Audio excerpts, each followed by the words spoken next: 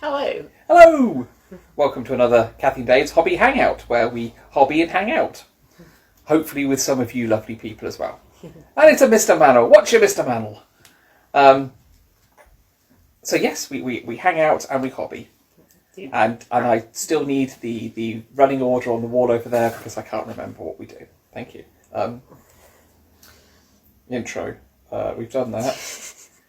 I thought you just read it silently in your head. No, because it's more funny to read the stage directions. Okay, sure. Professionalism. That's what you come in. I believe we're talking about our crafts. What are we doing first?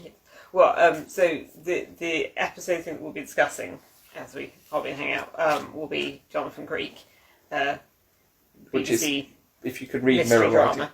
writing. But yes, first we'll talk about what it is we'll actually be working on. Go on, I'm So, thinking. okay, sure. So I have finally, because you have access to printers at your work now, I got you to print out some numbers so I can actually sew the numbers on some more of my 12 Days of Christmas things, because I only did 1/6 before. And it's getting to the time of year we kind of want them up on the...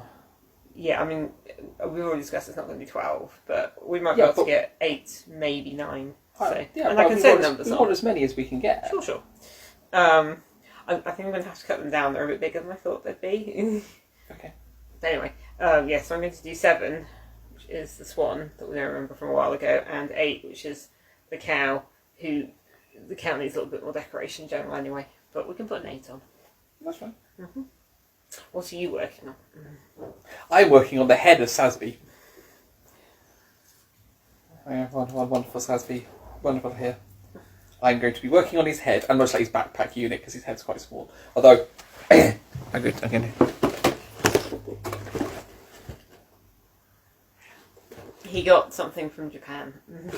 It's the RX-93 New Gundam. It's the one that fights Sazabi. This is the good guys one, that one's the bad guys one. So yeah, it took a little bit longer because obviously with everything going on, posting from Japan takes a little bit longer. On the plus side, didn't get clobbered for customs on this one. So bonus, I will take longer delivery if I don't have to pay extra 20% plus £8 on my giant robots. I mean, let's hope they're not checking for that information, I guess. So they're probably not going to be looking at YouTube, are they? I think it's highly unlikely. I don't know how it works. They've let it through. Okay, sure. It's not my... Okay. I'm not... Yeah. Anyway. I don't really order things from overseas very much, so I don't know. Yeah, it's. I'm not declaring it. It gets declared on entry by the... Sender? Well, it's got a customs declaration on the parcel, but it gets declared. It's supposed to be sorted by the company's the postage company. Okay, sure. So it's not my problem. Anyway, Good to know. How are you? I'm fine. Yeah, no big nothing to worry from last week. I mean, well, I mean, we are now, as of today, out of second lockdown and into electric boogaloo. Let's lock down to electric boogaloo and into tiers again, and our area has gone to tier 3, which it was in fairness heading towards before second lockdown. So yeah, not too much. So basically, nothing has changed except for a few more shops can open, and the hairdressers, and the toddler can get a haircut. Yeah, I mean, we probably should have haircuts because it's been a while for both of us. But on the other hand, when your hair's quite long, it doesn't really almost matter how much longer it is. This has stopped growing at this point. I think it's just had enough. It's just... Well, it's not like I've been tracking it, but no, me neither. But on the other hand, but the toddler can't see. No. See his eyes. On the other hand, I could take a pair of scissors to it over Christmas and don't really mind that much. Yeah, we'll see how we go. We might have to do some sort of home. I believe we can find on YouTube various ways of doing. But again, with our hair, if it doesn't look so great, you just sort of do that and no one can see. Yeah. So it's sort of the advantage. Although I realised I booked the toddler's haircut for the day after he has a nativity show at his nursery. So if I do trim his hair so he can see, it'll be on camera, on film. That's why we need to do it sooner rather than later, just in case you mess it up. This is what I'm thinking. Yeah, maybe a job for the weekend. I mean, to be fair, the last time we did it, it was shorter. It looked great. It did the job. But no one saw him for a couple of months because it was during the first lockdown, Yeah, which was full lockdown as opposed to whatever it was we just had. Yes. So, do you have anything to add on over here? How are you? I'm alright. It turns out the nonsense that we went through in summer has been sort of recognised by the sort of professional body in our sector, so that anyone who has my job, even if it's at a different university, technically got a share of an award. So that's sort of nice. So you can say you're a Hugo Award winner. Well, it's not a Hugo. Yeah, I know. I'm Times higher education. Yeah, but I'm referencing something. Yes, it's kind of like the AO3 thing. Yeah. It's like everyone on this thing is an award winner. It's like, okay. I quite like the write-up that described it as a crisis within a crisis. It's like, that does sound like how August was. There was a crisis within a crisis. And then it kept happening. Would you like to talk about your book for... Is that so you can get your tool that you don't have? Yeah, I was doing... I was making other models the other day on the kitchen table, and then I packed everything into a box and put it up in the attic. Oh, it's not even down here? So yeah, I know I need to go up in the attic and get my snips and... Okay, because this is a reread book. But alright, I'll see what I can do. I can probably talk about it. I mean, I'm not going to run, but... Okay. Especially back down the stairs with a knife, but... Yes, don't do that. I mean, my knife... Okay, so while I am abandoned by my co-presenter and husband, so what I've read this week is The True Queen by Zen Cho, which may be familiar to people who've been watching for a while because I read it in summer, and I cannot for the life of me remember which episode it was that I spoke about it, but fairly early on, I think. I don't do a lot of rereading, if I'm honest, because there's always a lot of new books, and we both have reasonably significant TBR piles. But I felt like in the mood for it, really, and also I happened to see somebody who shared a name with the character. I saw a name written down in a completely separate context, and I thought, well, that's kind of a sign, since I've kind of been feeling like rereading it. So, yeah. So to recap, it's set in a kind of alternate history where there's magic and there's fairies. Yes. So it starts off with two girls kind of waking up without memories after a storm on the shore of an island in the Malaysian peninsula. And then they are taken in by a local witch, Mak Gang, and we get it from the point of view of Muna, who's one of the sisters, and Muna and Sakti, and they realise they have a curse on them, and they try and find out more about it. Muna can't do magic, Sakti can. There's a lot of sister stuff, so if you have a sister who's somewhat overbearing and irritating, it rings a bell. Oh. But, yeah, or just people who don't get on very well. Well, I suppose that's not true. It's not that they don't get on. It's just one of them's just a bit more strong-willed, and the other one's a bit more accommodating. But through various things happening, they end up going to England, and then there's a lot of characters in England who appeared in Zen Cho's previous book, Sorceress of the Crown, which is also pretty good, but I think I slightly prefer this one. And there's just a lot of kind of like different cultural things. So you've got a lot of like English people who are doing magic, but women aren't supposed to do magic in England. Although the head of English magic has turned out to be a woman. But yes, so there's sort of this odd thing where somebody makes a point that like, oh, foreign sorcerers are accounted to be quite interesting and exciting, but English thaumaturges or magicians, they keep coming with different gendered language for it seem to be quite shocking, and their academy for females to learn magic is constantly being attacked by Englishmen, which very much shocks. It's kind of more of a common thing because it's written in sort of like Regency style. That's fine. I just anytime anyone says females, I just hear it in a Ferengi voice. Well, yeah, I mean, it's different when everyone's talking very I know. Regency stuff, but yeah. So Mina's like really shocked that their own countrymen are like attacking them. She's like, "Oh, it must be your enemies, the French." They're like, "No, we have a magical truce with the French. No, it's just our own countrymen."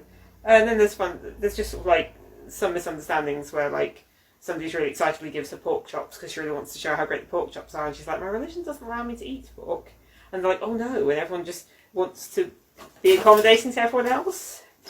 There's a bit where like one character suggests that another character could, or Mina suggests another character could solve a difficulty by becoming somebody's second wife, and this very proper English woman is a bit like gobsmacked, although they get interrupted before you find out what she would said, because where Mina comes from, it's quite common for men who are quite prominent to have more than one wife.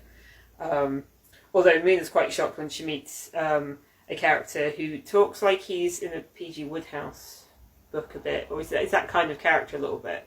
It's just nice, but he's also a dragon actually, and he has, I say a husband. They've not technically gotten married because, as he says, it's not the dumb thing for males to marry in England. So there's just lots of fun stuff like that. And I do like these books because it kind of reminds me a little bit of Downer and Jones in some ways, like the way that they're keeping complications and more characters turn up, and like there's lots of stuff happening, building towards stuff at the end.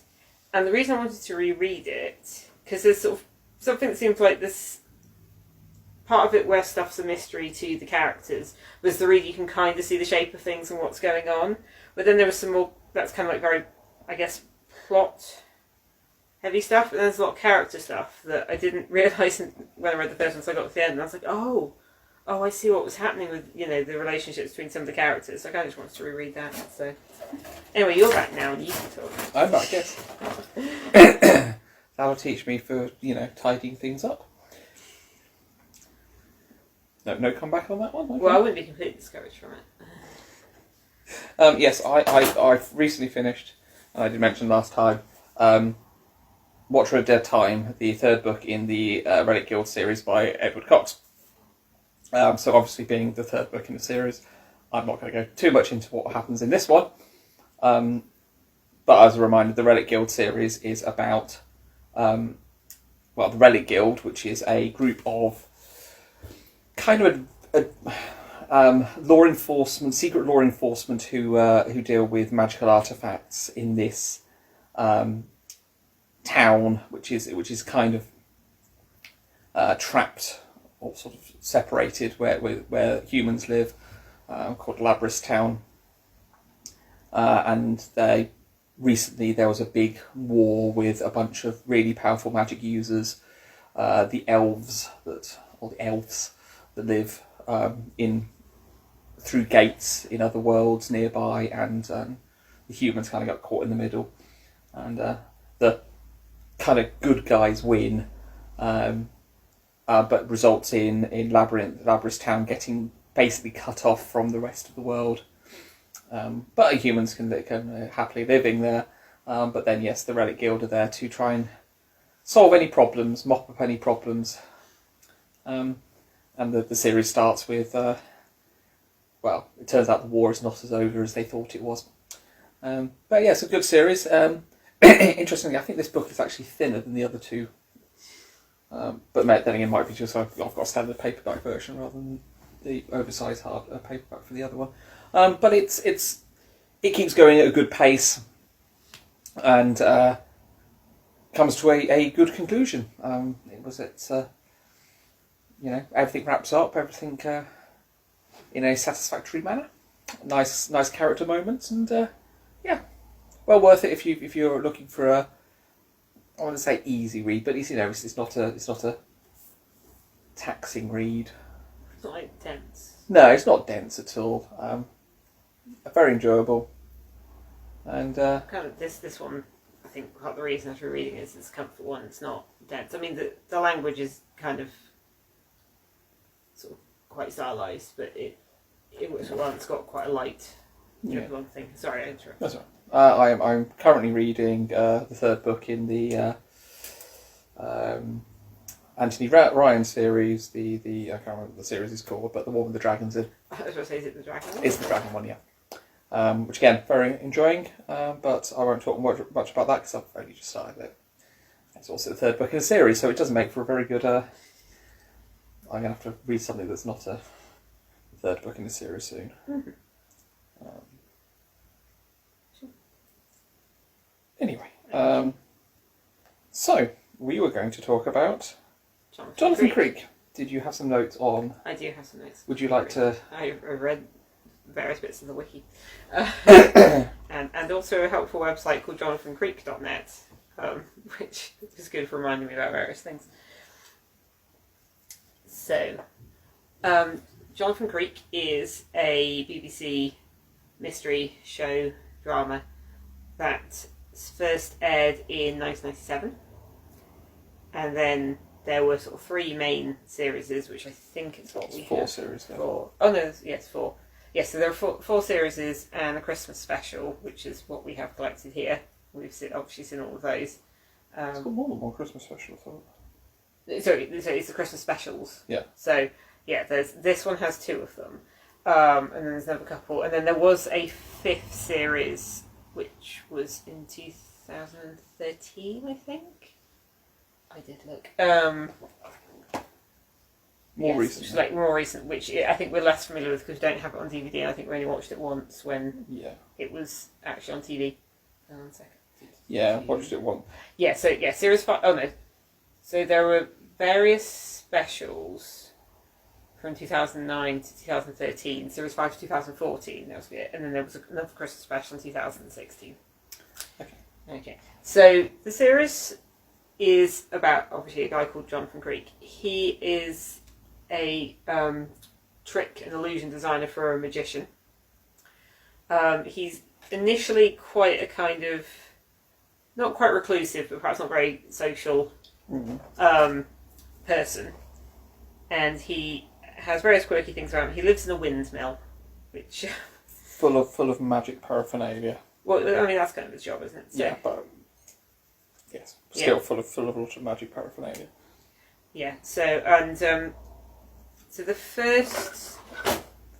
There's 2 or 3 series. I did not memorise this.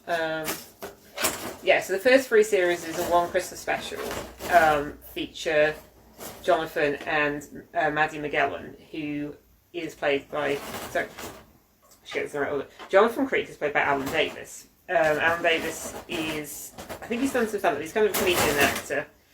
He's mostly known at the moment for being the only continuous on-screen person in QI. So before QI, if you saw Alan Davis, you just thought, oh, it's Johnathan Creek. Oh no, wait, he was in was it Halifax adverts? He was in bank adverts for a while. He was in some random things. I think certainly Johnathan Creek was the first thing I'd seen him in.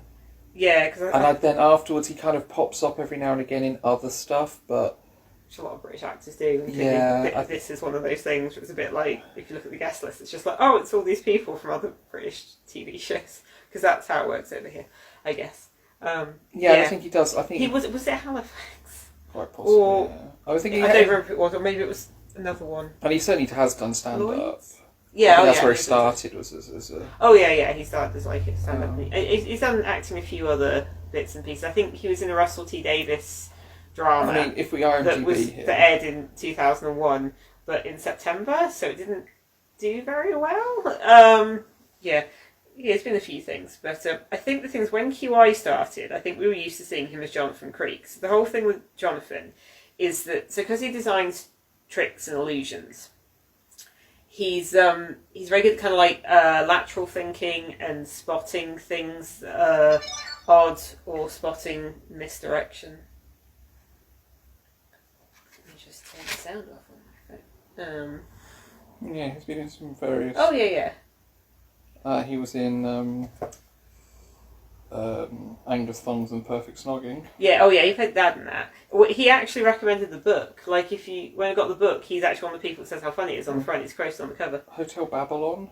Yeah, I've He's in not 2 seen episodes of that. Yeah, he wasn't in a huge amount before.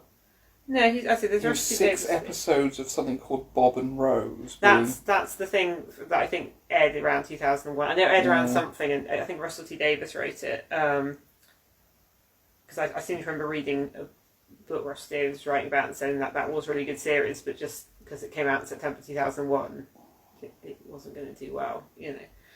Anyway, so when QI first aired, back in whenever that was, I can figure it out, I'm not going to. I think we're mostly familiar with Alan Davis as Jonathan Creek, because we both watched it when we were younger, before we met. And in that, Jonathan's very smart. The whole point is he's kind of this mystery-solving guy, and because his job is to design misdirection and illusions, he's quite good at thinking laterally and seeing past, you know, misdirection and you know, not just looking at the surface and what is presented, but thinking a bit deeper. So, yeah, it's kind of a lot of... It's kind of investigating, but like thinking things through. So there's a little bit Holmesian in that respect, but it's not like he's going around going, "Oh, I deduced from this, blah blah blah blah blah," and showing off. He's just sort of spots things, and sometimes you can see he's trying to figure things out, and he suddenly cracks it and races off to do a thing without exactly saying what it is. Or sometimes he'll solve it, but he'll give a clue to his, you know, the female lead in whichever series, because that changes a bit. But yes, I think with QI, because QI, Alan Davis himself is sort of quite often portrayed as the slightly confused and yeah, it's a bit of the dull, not dull, that's the wrong word, sort of confused and easily led person, which is a bit confusing when you sort of before that seen him as, oh, it's the really smart guy from this TV show, and like, you know that actors aren't really liking TV shows, but also you're a bit like, oh, okay.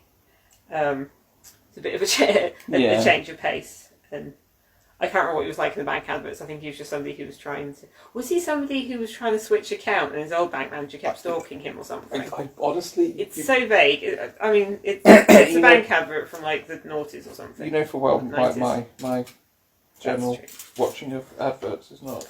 That's true. So yeah, so reading online apparently... so one thing that Jonathan Creek has is this kind of duffel coat that's sort of a bit iconic.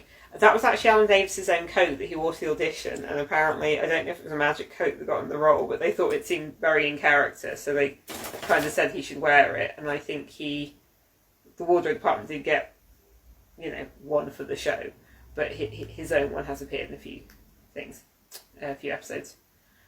So yeah, so Johnathan works for a sleazy stage magician called Adam Klaus, who in the pilot is played by Anthony Head, which is weird because he's completely un-Giles-like, and he has like a big phony American accent, and is also just like an utter sleaze. And you're like, what? And he's not wearing glasses, so he's just... Yeah, he's kind of like the opposite of Giles, but in a different way to the Pendragon character played in Merlin. I was going to say, is that the backdoor pilot for Ripper? I suppose it's got magic in it, but... subsequently, that character's played by, I did not write it down, but it's on the Stuart Milligan. Not Anthony Anthony Head. That no. I think it would have been weird. You just watch that one, you're like, oh, Giles, no. He used to be in Nescafe adverts. Everyone's just been in adverts also. Well, yeah. Not that I really remember those ones, if I'm honest. So, yeah, Jonathan works for this, very sleazy, kind of very self-aggrandising TV magician. But Jonathan's obviously the brains of the outfit and designs everything, and Adam's the showman. Anyway, Jonathan ends up running into Maddie Magellan, who is a journalist and writer. She wrote a book on miscarriages of justice and people who've been imprisoned, you know, on not enough evidence and things like that. And she is basically kind of gotten involved in the murder of, in the first episode, the murder of a local artist, played by Tom Baker. Who seems... Somebody's been brought in for it, but he says it's not him. And Maddie kind of runs into Jonathan by being at Adam's show. but then she is telling him all about it, and he figures stuff out, and she realises he's a good person to have around. So Maddie, she's got this sort of very strong, domineering kind of character. So she's very determined. So she'll talk people around, she'll tell fibs, she'll kind of like barge into places.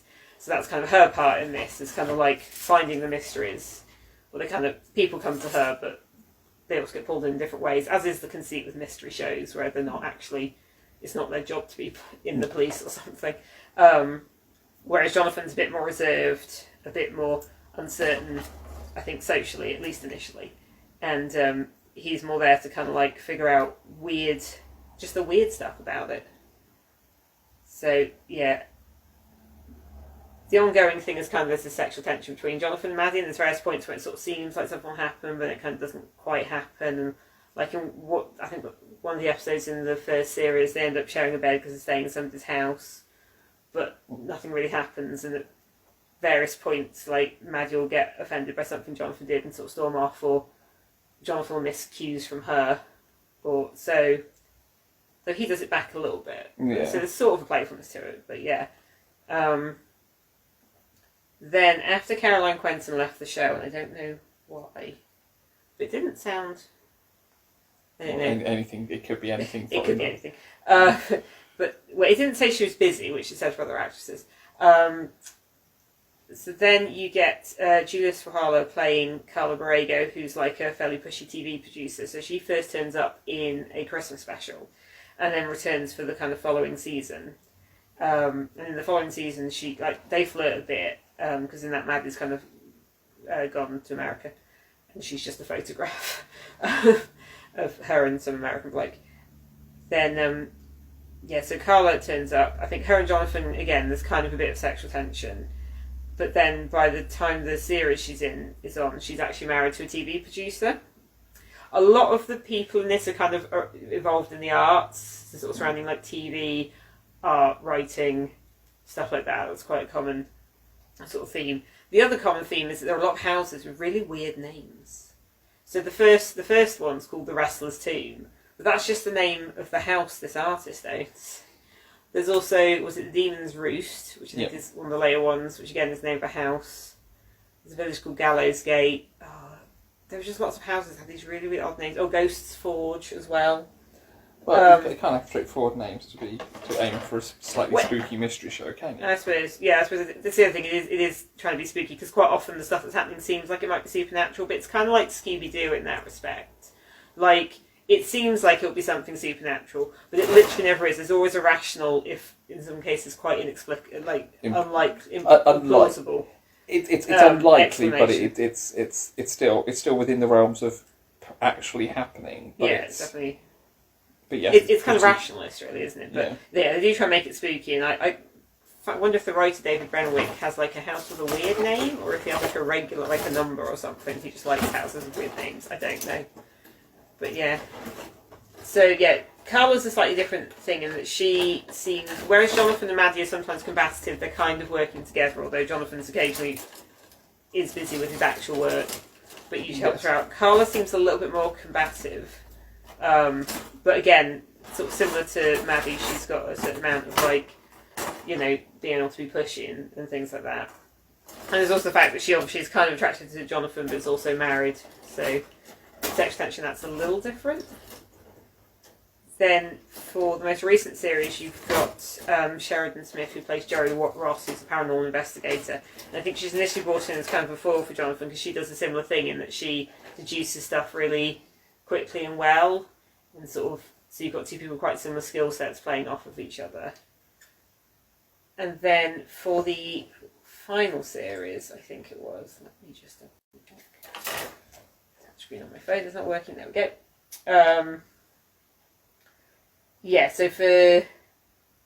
So Sheridan Smith's character Joe Ross is just in the specials between 2009 and 2013, so she wasn't actually in a full series, whereas Julius Fajala was in one of the Christmas specials in series 4.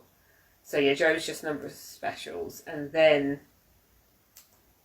series 5 and the Christmas special in 16, and I think the special in 2013 has Polly Creek, played by Sarah Alexander, who is Jonathan's wife, and that's where I think the last episode with Jerry Ross has Jonathan is years later. Jonathan's become a businessman, and he's married, and he doesn't do all that weird stuff anymore. I don't think he even lives in the windmill. I think they live in a very fancy-looking house in there. Everyone has a very fancy-looking house. Okay, Do you know how many fancy-looking houses? As well as the houses have weird names, most of them are fancy-looking. Like these are big houses. Like I saw someone describe it as being like initially a suburbanite mystery that gets darker, and it does get darker, but it's not suburbanite. These are all big houses. I mean, I know it started in the 90s and went to the noughties where people could afford things, but yeah. I think Jerry Ross gets Jonathan back in for a mystery when he tries to ignore it, and then I think his wife is initially shown as being a bit of a like, oh, that was just a silly thing he used to do, which isn't great. She's in it as his foil a bit more in the like final series. But they live in like a village. There's a little bit more sort of like, oh, these are people in the villages and mysteries that are happening, and then stuff to do with, I think, her family as well. So it sort of gets a little bit more localised rather than being separate mysteries all the time. Like Warwick Davis is in that series as a vicar who's also kind of a fan of Jonathan's. But yeah, it's sort of not... Like, I can't remember if there was any sexual tension with Jerry Ross or not. I don't recall it, so I think there probably wasn't. But they were sort of supposed to be a little bit more... like, if not intellectual equals, because that kind of isn't really fair on Maddie and Carla, it's more that their kind of mystery-solving intuitiveness equals. It's just that she was approaching it from a more paranormal side of things, and he's firmly sort of rationalist. But yeah, with his wife, it's initially a bit like, oh, well, he's put this old life behind him, and it's sort of this slightly unfortunate trope you get of like, oh, well, you know, he is married now and cannot enjoy the hobbies of his youth because he's in a relationship with a woman and they don't approve of these things. And it's sort of what one of these things. True, yeah, because people get married and then what happens is the man has to give up all his hobbies because the wife is like civilised him or some sort of nonsense. Like yes, that. I agree entirely. As he sits here building a toy plastic robot. Yeah, that doesn't work at all. Well, yeah, I think it's one of these sort of tropes with, like, you know, heterosexual relationships where there's sort of like a shorthand, but it doesn't kind of look great. And I think we all know it's not true, but I feel like future historians will look at it and be a bit like, well, these didn't seem like the best relationships. Yeah.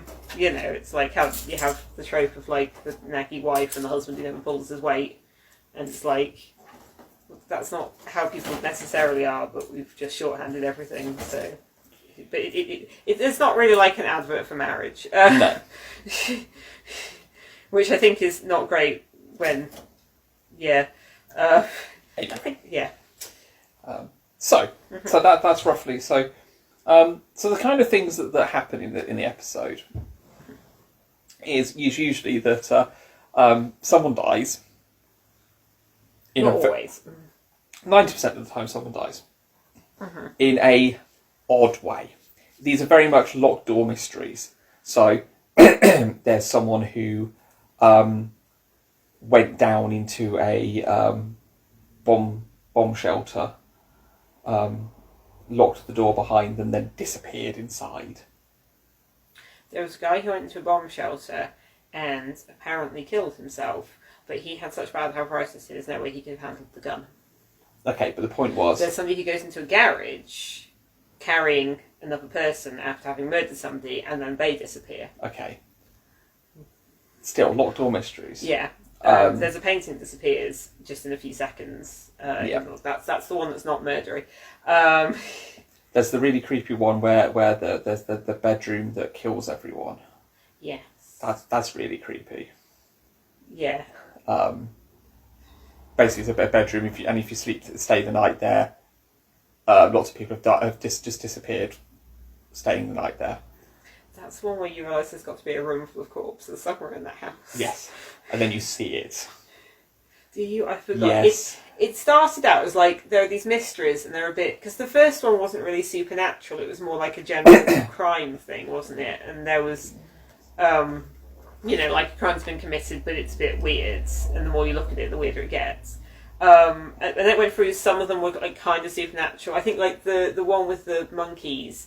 the son keeps suggesting there's something possessing the house, and everyone just ignores him because he's stupid. Yeah, so the first series, the first one... But then it gets darker, I think. Yeah. It gets darker in terms of they try and make it more creepy, so they do have more, like, suggesting supernatural, suggesting that these creepy old houses are haunted, although some of them are, in fact, it's quite creepy. They're just not haunted. It's just people have done horrible things. And then, but then there's... But it kind of gets darker in tone, so you got a bit more dealing with, like, torture and psychopaths and stuff like that. I mean, so there's one where there's this whole thing where this woman gets killed in these weird circumstances on Halloween, and there's somebody with a skeleton outfit, and they basically shoot this woman who's in the house, who's like a horror writer, and then they grab her daughter and try to drive away, but they're prevented by the bodyguards. Then they go into the garage, and the door closes, and then the police have surrounded it at that point. And then, hours later they get the door open, and the daughter's just lying there on her own, and it's like, well, where did with no memories, and where did the murderer go? And stuff like that. And that's all a bit gothic, and they're quite often like odd details, the way they do it. So my sister saw the beginning of that one when we were quite young, and it freaked her out a bit. And then for ages, I just have to hum the theme tune, and she'd get freaked out when we were kids. Oh, the theme tune's the Dance Macabre, so it's do do do do do do do do do do do do do. It's that one. Look it up. That was probably not a very good rendition. It's slightly creepy, so they're sort of going with it. But again, it's sort of, even if it is actually creepy when you watch it, and the stuff behind it is often. It's not supernatural, but it's a bit horrible. So it's kind of like Scooby-Doo, but quite grown up in that. There's always a rational explanation, but that's not nice often. Yeah. Yeah, it kind of goes from like suburbanite murders and sort of having an edge on cozy mystery to actually being, in some cases, a bit unpleasant. Yeah, I think it's certainly so the earlier series is they can be, I wouldn't say fun because it's about murder. It's a murder mystery, but. There's some interesting elements to it, and it's not always a murder. Sometimes it's just a very strange accidental death, or an incredibly elaborate suicide/euthanasia. Yes, or a murder-suicide pact. Yeah, I mean it's all very. But it's interesting, and it doesn't. But the later ones definitely did get a little bit too out there. Well, not out there, but just.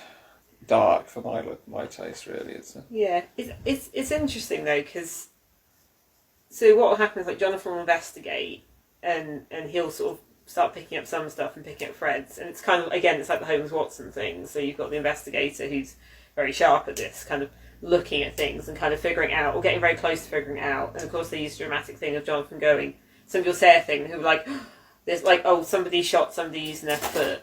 And there's all this weird stuff that doesn't quite tie up, and then Johnathan does uses a remote control for TV with his foot, and he's sort of like, wait a second, there's a reason those fingerprints couldn't be matched or anything. So I don't know if toe prints are a thing, but yeah.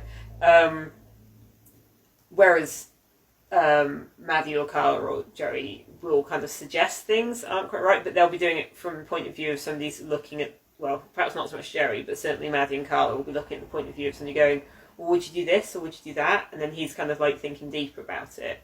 But then he'll usually say, oh, it's this, and they'll rush off, and neither the audience nor the kind of companion character knows what's happening until the the dining room scene where they reveal it. So it's got a lot of classic tropes in it, but some of it's quite weird. So there's some stuff like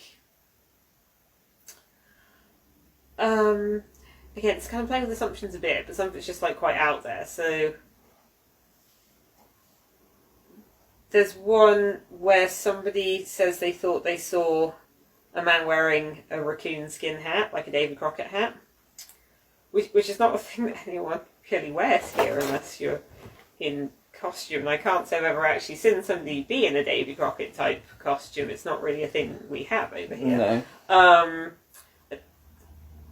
There's a Mickey Mouse dressed like that at Disneyland Paris, confusingly, but and they sort of show on the screen, they show the shadow, and you're like, well, that's a woman with her hair tied back, which you would see women with their hair tied back a hell of a lot more than you'd see somebody in in a Davy Crockett hat. So I don't. It's just like, oh, like a woman. It's like, well, no, I think if you saw that shadow, you'd be like, oh, it's somebody with their hair. It wouldn't even have to be a woman. I think it was in the show, but stuff like that. There's things, but there's some quite ingenious things. There's stuff like there's somebody.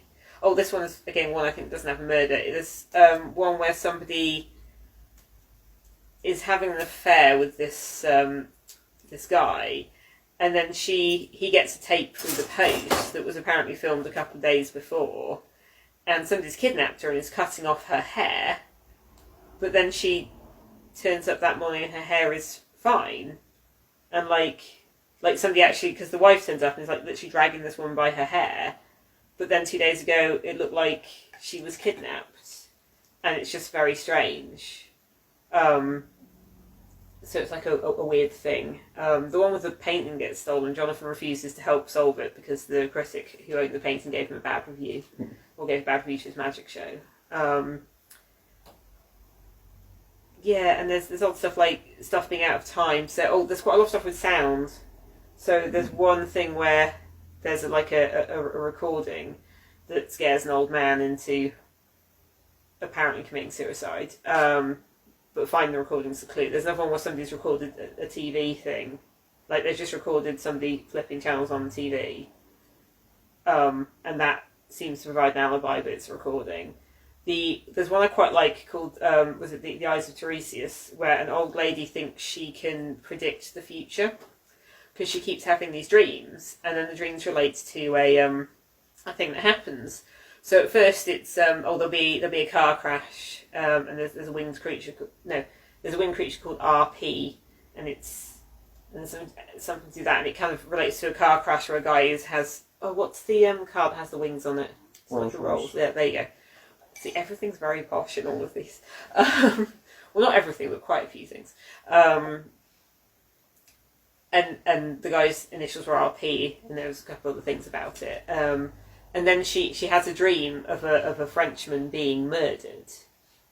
And then she has a dream that a man with one eye is going to attack with a knife. And I'm there going, is this she's been reading Greek myths? And it was. So they've been reading Greek myths. But a couple of things happened that she told the future of. But the thing that stood out was the Frenchman being murdered because she knows exactly what he said. And amusingly, that Frenchman's played by the guy that played the Demon Headmaster. On children's TV in the 90s, so that was interesting. But it's actually that again that there was a recording of what happened to him. Again, it's a locked door mystery. He seems to be being attacked by somebody, but it's a locked door. But then later there's a theft and an old CD is stolen from them, and this old lady ends up getting it. And basically, while she's asleep, she hears this recording of this guy being murdered. But if he recorded it being murdered, it was again, it's kind of to set it up so it sounds like he's being murdered, but I think it was actually an elaborate suicide. There's a few things like that. There's like people saying elaborate stuff, but it's sort of all displacing time. So again, the woman who seemed to be held hostage a couple of days before, it's like was something a recording or a broadcast. Yeah. There's stuff with space as well. Like there's one where there's a photograph of what appears to be a high up police officer just idly looking at someone that he's murdered. But then it turns out that it only looks like that from the angle where the camera was shot was. It's actually very different somewhere else. So it's stuff like that. There's also one where a woman died in an explosion in a village, but then a few hours later is seen by one of the most reliable witnesses you could ever have, alive and heading to church. And they're like, it must have been her ghost, what was it? But then it turns out that the witness is only reliable that somebody's been messing with the witness. It's a slightly different way. So yeah, do you have like a favourite or like one or like a weirdest one? I'll say I like the early stuff where it's a little less. I was going to say a little less macabre, but to be honest, the second one is pretty macabre. Yeah. I think they kind of went for being less creepy and yeah. I mean, stuff. it's not creepy. It's just okay. That's dedication. I was reading it earlier, but I forgot what order it's in now. Oh yeah, that one, yeah. Yeah, that's.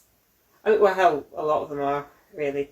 Oh, No Trace of Tracy. So there's one where like a girl is seen going into like a 70s rock star's house and disappears. So they think, oh, he must have done something with her.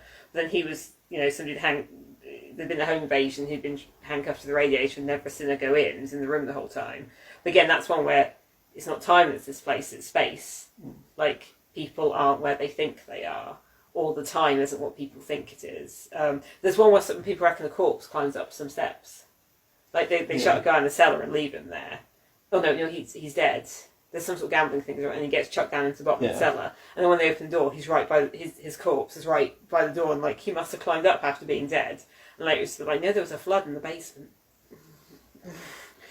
But it's really creepy because you just see all the stuff of this like quite old corpse, who was, I think, slightly bizarre looking to begin with. Yeah, I think the early stuff. I think I like it when it's a little intricate and but yeah, it seems ridiculous. But when you.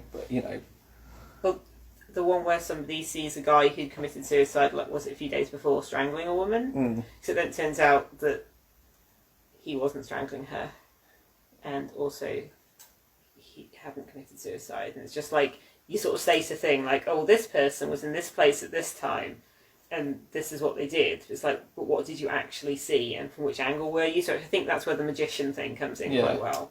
It's kind of very Rashomon, but what are your your perceptions of what is happening is not actually. Yeah. That guy who thought he made a deal with the devil because everything kept being really, really lucky for him. Yeah. Except it turned out it wasn't to do with him at all, and it was like, just all this odd stuff happening. Yeah. I'd say I don't think I got a standout one that I think is No, that's fair. They're all. I'd say it's like the early ones. I think that's I remember the ones we got the box set for. So I watched them when they first came out. And I've watched them since. I'm a bit more. I've watched a few of them. The later ones, I don't know. Seems to lost. I think it lost its magic a little bit when he stopped being a magician. When he stopped being a magician, trick maker. When he tried, I think they tried to make him a little bit too respectable. This business. I can't remember what he was. It just says businessman. Everything I've read says Johnathan's now a businessman. It's like just means he has an office and wears a suit, but all right. It just seems not so much out of it's a bit out of character, but also it's trying hard to. I mean, yes, you can do that, but not necessarily go businessman seems a little. Yeah, he didn't even live in a windmill anymore. He didn't live in a windmill unless it was loud. It's not very much insulation.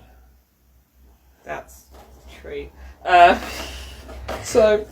Do you think it's that the later ones don't have the lighter thing? Because we were sort of saying they're lighter, but actually there is quite unpleasant stuff in there.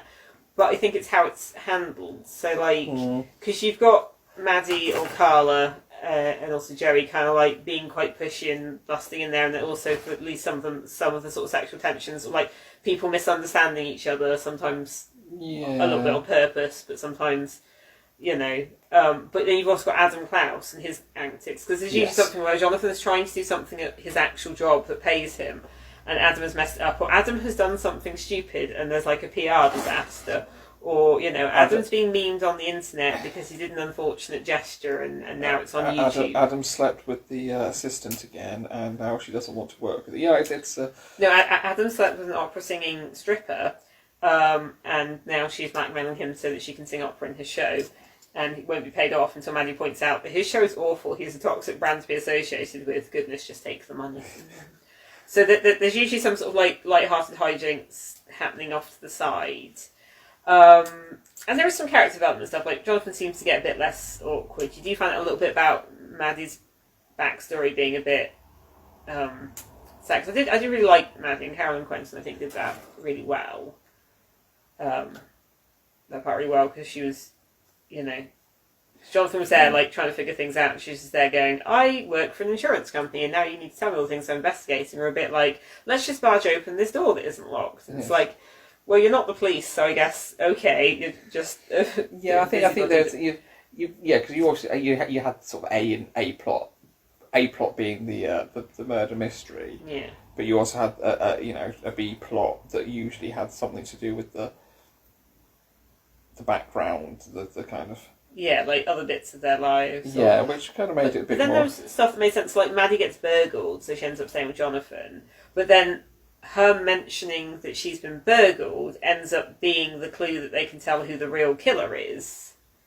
Because only somebody who was in the place where who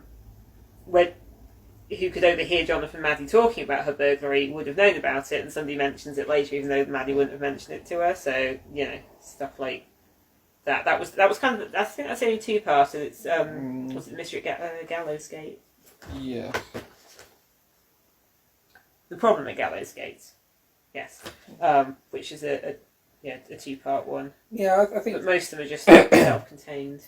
I think in general it's a good show, and they're usually a little bit more interesting. And we don't tend to watch detective-y. I think we've gone through phases of doing it a bit. I think we usually watch like fantasy or sci-fi ones. But it's but I think it's sort of the magical element, or the supernatural element gave it something a little bit more different. And they were trying to scare at various points. I can't remember which one it is, but there's one with like 2 houses, and one house is like abandoned, and it's just full of sheets, and somebody's just walking around this place full of sheets. You're like, something's clearly in the house with them. Oh god! I mean, I'm a big wuss, so it's probably not scary for somebody that quite likes horror, but they are trying to be like a bit creepy. And as I say, that skeleton. Just the early bit of that skeleton one did freak my sister out when she was a child. That's fair enough. Also, Dance Macabre is quite a creepy tune. So, yeah. But yeah, it's... Yeah, I wanted to say, I've enjoyed most of them. Mm-hmm. But certainly the earlier stuff.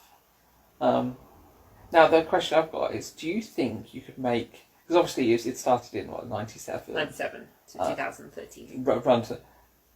But with a more... No, it was 16 was the last one, wasn't it? But could you do... I don't know, still... Yeah. Do you think it being more modern... Because obviously technology changes massively. Yes. Well, it was quite impressive that Maddie had a mobile phone. Like, various people had mobile phones. It's like, oh, okay, because he's like professional people, and Maddie's a writer, and Jonathan's on call for his job, but yeah. I'm just thinking, do we think that it's possibly the change in technology and things have made it a little less... Well, I don't know, because it kind of... I mean, it's not a Holmes adaptation at all, but it's kind of in a similar vein, in that you've got, like, something that doesn't quite make sense and somebody observes and investigates it. And I think people have done all sorts of stuff with that, Sherlock Holmes in the 22nd century. That was a cartoon, though, and probably not accurate. But yeah, an interesting... I just had a thought, but yeah. A sort of they did recently film that's kind of in a similar vein, lacked the supernatural elements, but the same sort of Knives Out. True. Yes. Actually, I hadn't thought about that. That's a good point. Yeah. So people like Knives Out, it's a bit. I mean, especially with Knives Out, the audience knows what's happening, so it's less about how did this like death or crime or mystery occur. But it's more about like, well, what happens next and how will it come out? So I think that's more about the aftermath. But yeah, you're right. It's a similar sort of thing, and it's a bit like something very weird has happened. Yeah, and like, how does it? Yeah, but it's also perceptions of the things. Well, I suppose there is the ongoing mystery, isn't it? Like how the death happened, but you don't know all the.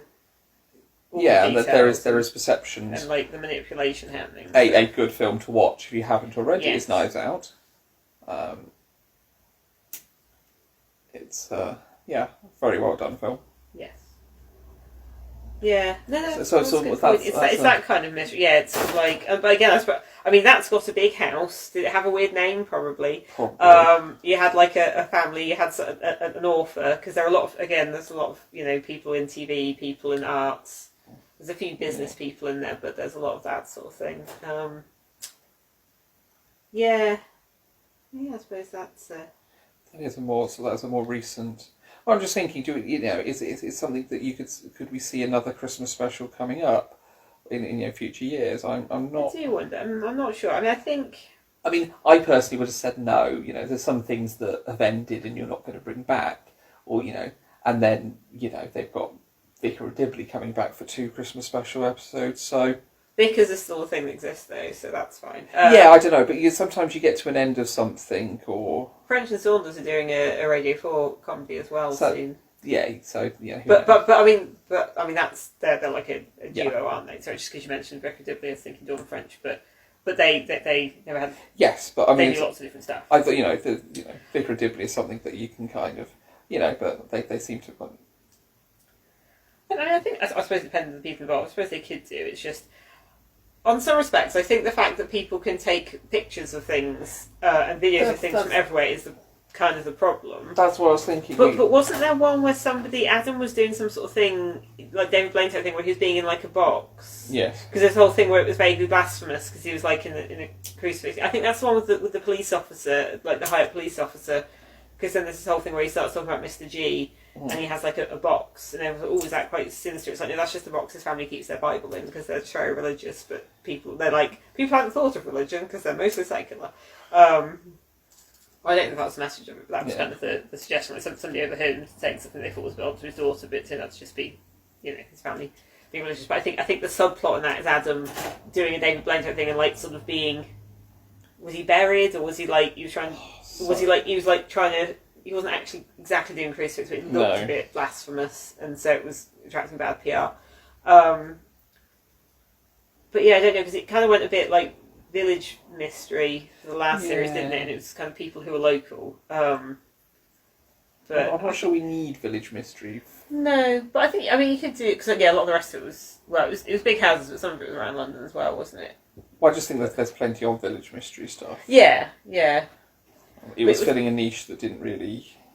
Yeah, it's interesting how they interact with the police, because sometimes it wasn't, like Johnathan just sort of did it and the police weren't involved, but obviously even when there's a murder or some sort of big crime, then the police were there, but Johnathan kind of solves it and it's fine. But there was like, Rick Mail played, was it Gideon Price or something? Like a sort of like flamboyant detective who turned up a couple of times. But then there's also the one with that judge that gets killed. He's in witness protection, he has police guards around him, and he gets stabbed through the heart, but like no one was in the room but his wife. And then someone says, all time went backwards, and you think that's the clue, like messing with time, then you realise she just saw the clock through a glass of water. So the numbers were the wrong way around, so it meant she couldn't provide a timeline. But then Maddie's investigating something else somewhere else, where people keep going into this old pub, and all those people looked out the window and just died of fright. But then it turned out the two things were actually related in how the guy actually died. So, but that had like a police officer, like it was a bit more to do with the police and stuff. But yeah, the police are kind of like around, but they're not. They might be interfering a bit, or they might sort of be vaguely helpful. But I feel like that's something you'd have to do something with. Yeah, I mean, it's like how it relates to like police stuff and. Yeah, it's kind of.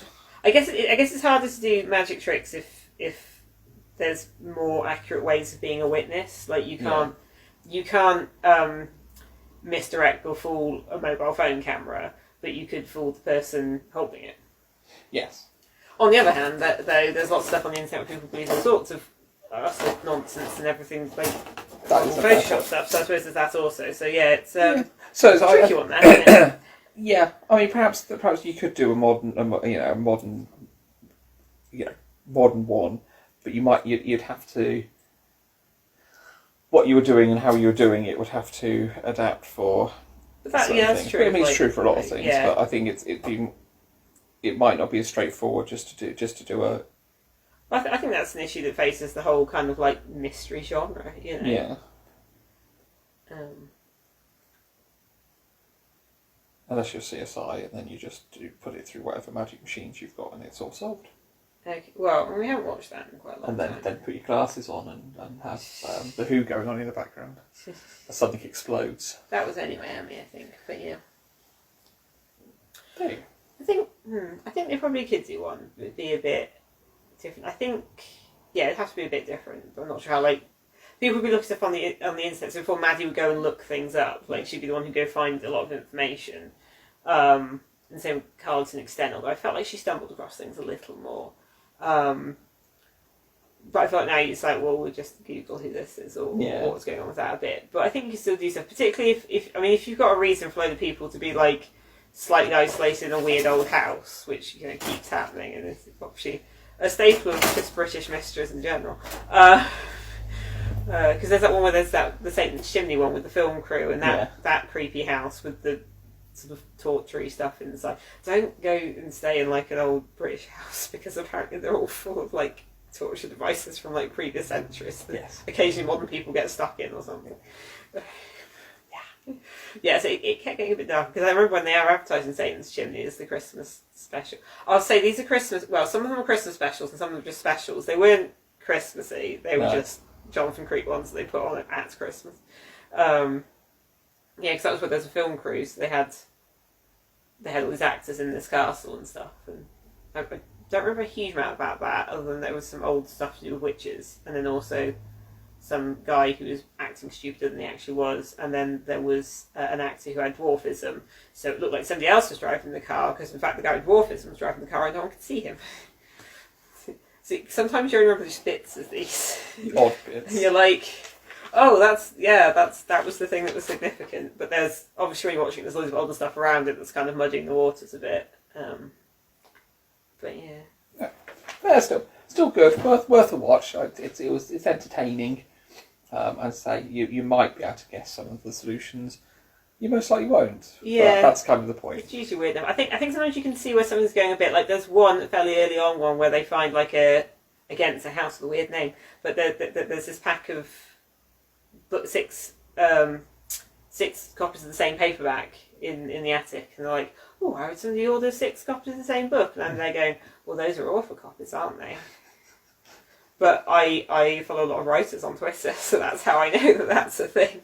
But yes, there's something to do with like that house used to belong to the person who wrote the book, but they did it under like a pen name, so stuff like that. But yeah, I think it's interesting, the misdirection and sort of like changing, sort of playing with space and time a bit. But then sometimes it's playing with assumptions, like the weird Davy Crockett hat thing. Yeah. It's like somebody with a ponytail would have a much more logical explanation for this particular shadow. But yeah, so I think there's that. I think also I think with it being modern, you'd have to kind of like maybe update the assumptions people are making as well. Yeah. Which is often, I guess, I think with TV shows, it's like the technology or the setting can change a bit, but then if the assumption behind it feels old-fashioned or overly nostalgic, like you pick up on that right away. Yeah. Anyway, how far did you get with your numbers? Oh, I did them all. So, yes, 7 swans are swimming. I may do some water on that, I'm not sure yet. 8 maids are milking, but I've done the cow, not the milkmaid, and I'm going to put a pail of milk there and also decorate the cow a bit more. But yeah, how are you done? I have built Sazabi's head. Now Sazabi has a head. It's quite small for his shoulders are bigger than his head. His flares are bigger than his head. I saw a thing an artist said where if you want to make a character look really like big and muscly, you just make the head smaller. And I thought that's the design they're going for with these things, except with him it's also like flares and shoulder pads as well. I've also built 3 of the funnels, which are very small and go in the backpack. I have another 3 to build. Why are there funnels? That's what they call them. They're not actually funnels. They're remote, autonomous controlled missiles. Laser, zappy things. Okay. And they're just zappy in settings. They're called funnels. Okay, sure. Oh, they look a lot like funnels. Okay. So he has like big flares and massive shoulder pads and a tiny head and a backpack. Yes, and big rockets on the back. Okay. There's a witness statement.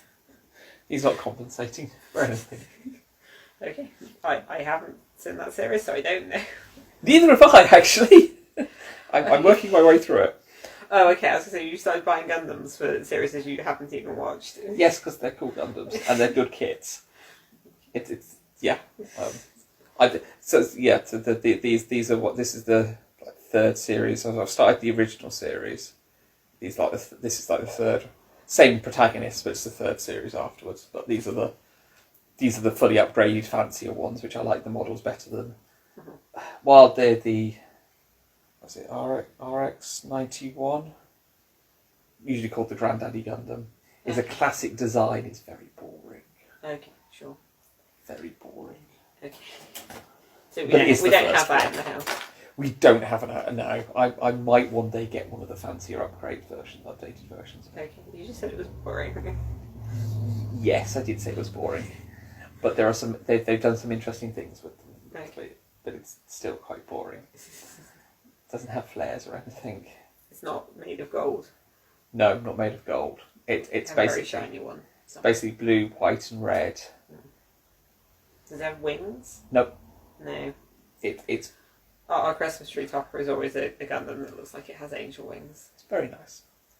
Wing Zero custom from Endless Wars. Sure. Very nice one. I mean, I've done numbers, so Yeah. numerals. I don't have a lot more to say.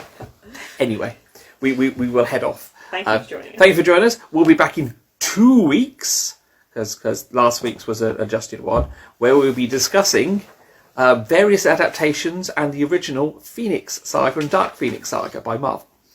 So, Anyone who has seen us talk about X-Men probably realises Dave has like feelings about I have feelings.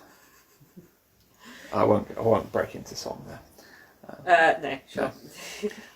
So yes, that should be interesting. This is one where I will be making Cathy read at least the original Dark Phoenix Saga, and most You likely can part. write the notes for that one then. And by write notes, you mean sit here and wing it? Then yes, Okay. I'll put some thought into it. By the way, you're giving me homework, but I still have to write the notes. There. So yes, that should be interesting.